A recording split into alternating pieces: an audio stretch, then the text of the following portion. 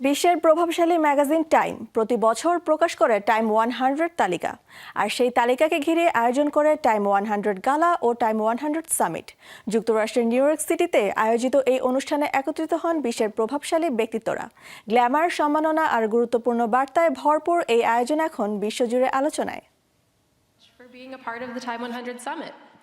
বিশ্বের অন্যতম প্রভাবশালী ম্যাগাজিন টাইম প্রতি বছর আয়োজন করে টাইম 100 তালিকা, যেখানে বিশ্বের 100 জন প্রভাবশালী ব্যক্তিকে তুলে ধরা হয়। এই তালিকাকে ঘিরে যুক্তরাষ্ট্রের নিউ ইয়র্ক সিটিতে অনুষ্ঠিত হয় জাঁকজমকপূর্ণ টাইম 100 গালা এবং টাইম 100 সামিট। সাধারণত বছরের এই সময়টাতে আয়োজিত এই অনুষ্ঠানগুলোতে রাজনীতি, বিনোদন, ক্রীড়া, ব্যবসা ও সংস্কৃতি অঙ্গনের বিশ্ববিখ্যাত ব্যক্তিরা অংশ নেন এবং নিজেদের অভিজ্ঞতা ও ভাবনা তুলে ধরেন। এবারের তালিকাতেও বিভিন্ন অঙ্গনের জনপ্রিয় মুখ জায়গা করে নিয়েছেন। বিনোদন জগতের অভিনেতা ওয়াগনার মোরা আর্টিস্ট ক্যাটাগরিতে আলোচনায় রয়েছে। সঙ্গীত জগতে লুক কোমসের মতো শিল্পীরা প্রভাব বিস্তার করছেন। পাশাপাশি ক্রীড়া অঙ্গনে হিলারি নাইটের মতো অ্যাথলেটরা আইকন হিসেবে স্বীকৃতি পাচ্ছেন।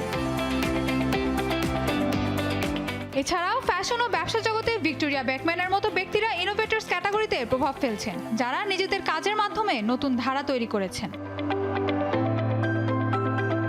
এবার আয়োজনেও ছিল নানা বৈচিত্র্য আর গুরুত্বপূর্ণ বার্তা। অভিনেতা ওয়াগনার মোরা তার অস্কার মনোনীত চলচ্চিত্র দি সিক্রেট এজেন্ট নিয়ে কথা বলতে গিয়ে বলেন, এটি ব্রাজিলিয়ান ও লাতিনো শিল্পীদের জন্য একটি বড় অর্জন, বিশ্বজুড়ে তরুণ লাতিনোদের জন্য অনুপ্রেরণা, কারণ তারা যুক্তরাষ্ট্রের সংস্কৃতিতে বড় অবদান রাখলেও সবসময় সেই অনুযায়ী মূল্যায়ন পায় না।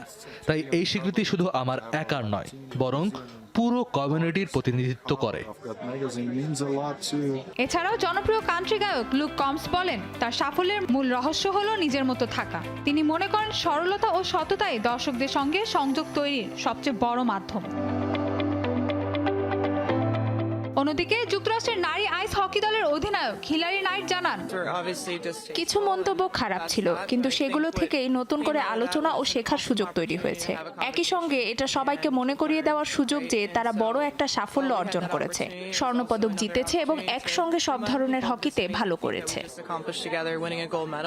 এদিকে টাইম 100 সামিটে ফ্যাশন ডিজাইনার ভিক্টোরিয়া বেকহাম তার জীবনের পরিবর্তন নিয়ে কথা বলেন। একসময় স্পাইস গার্লসের পশ স্পাইস হিসেবে পরিচিত থাকলেও এখন তিনি একজন সফল ডিজাইনার। তার লক্ষ্য এখনো একই, নারীদের আত্মবিশ্বাসী করে গড়ে তোলা।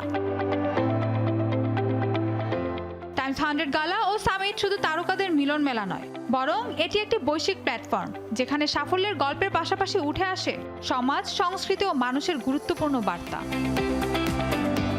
Mahbuba Mostarin, showbiz tonight.